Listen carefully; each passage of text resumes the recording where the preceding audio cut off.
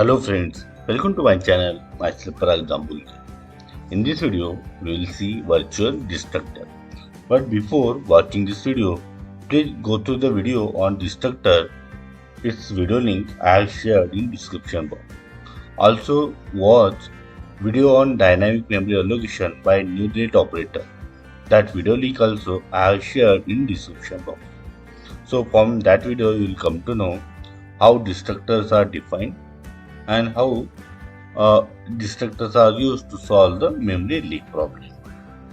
Now, in this video, we'll go through the one simple program, and from this program, we'll try to know what is the use of virtual destructor and why it is used. So, very simple program it is. So, this is one class with the name base. There is one constructor base and one destructor this base. Defined with the symbol tilt. So this is base class. Now see, we are inheriting this base class into derived class. So one class is written with the name derived. We are inheriting this base class. This is the definition of this derived class. And in this class, we have one constructor and there is one destructor.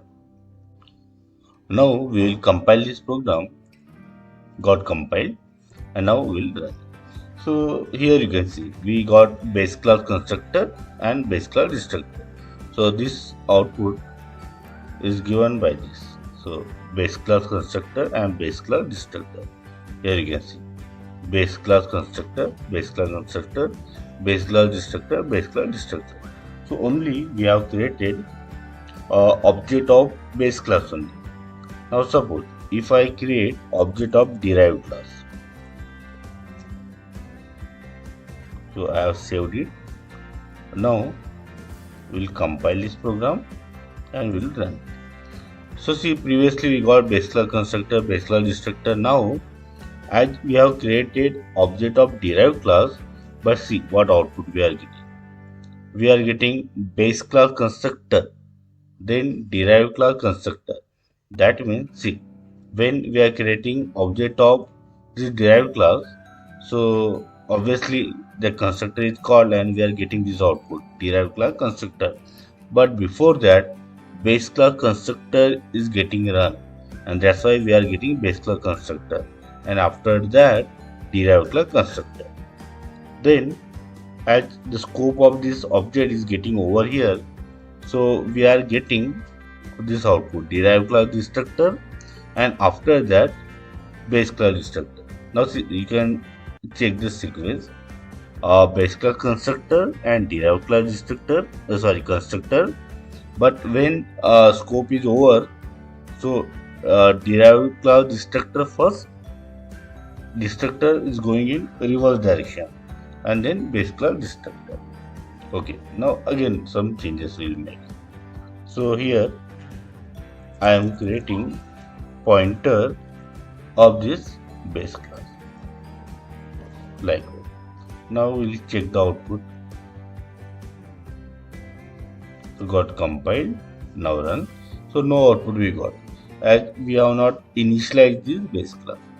Now we will initialize it. So what we will do, we'll initialize it with the object of this derived class. Now we'll run it. So got compiled and now we'll run. So we got this output base class constructor and derived class constructor. So only constructor is getting run. Only constructor is getting run.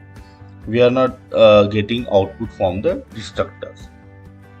Now what we'll do, we'll delete this pointer B. So we'll delete this B. Now we'll check the output. So I am removing everything. Now got compiled and here we are getting the output. Now see, so we have allocated memory with new, so now we are deleting it with this delete operator. But see what output we are getting, base class constructor and derived class constructor. But for destructor, we are getting only base class destructor. See, we are getting output of base class destructor only, not destructor of derived class.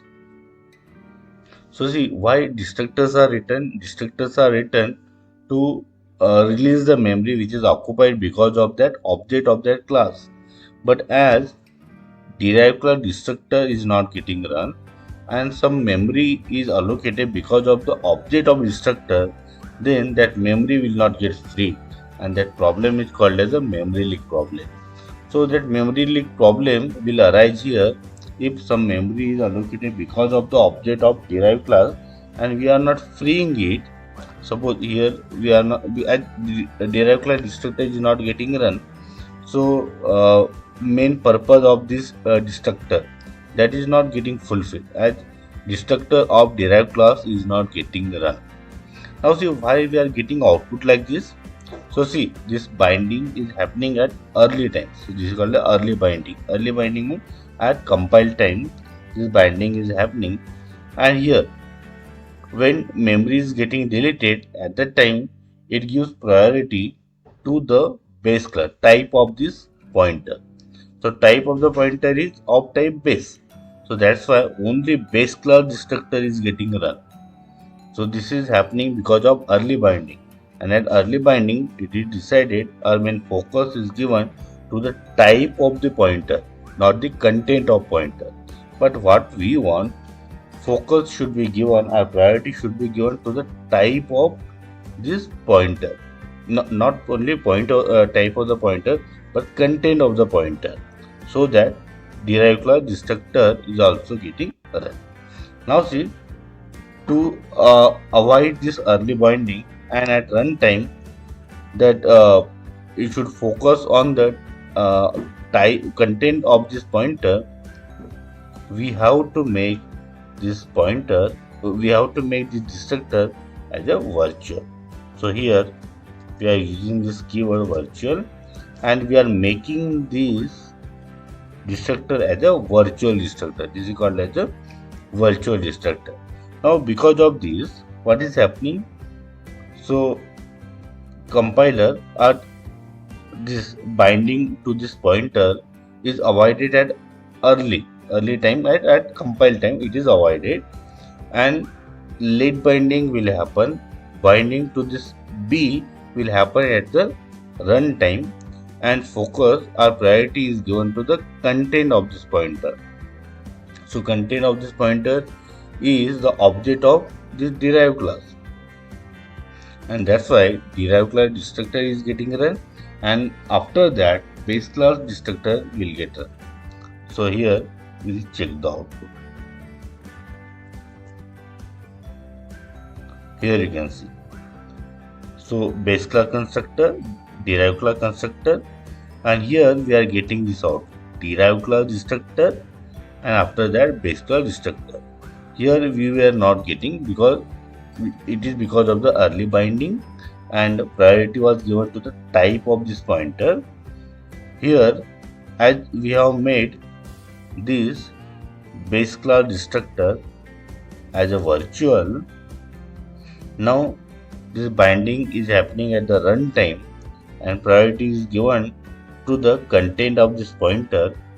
So it is removing whatever the memory that is allocated because of this derived class object. So it is getting deleted, and that's why derived class destructor is getting run, and as it is getting run, after that base class destructor is getting run. And as destructors are getting run, so what is the purpose? Main purpose of the destructor for which it is written, that is get achieved. That is the memory leak problem will not happen. So in this way, virtual destructor are used in C++ language. So friends, I hope you like this video. If it is, then click on like, subscribe to this channel, and don't forget to press bell icon so that you will get notification of my next video. So stay connected. Thank you.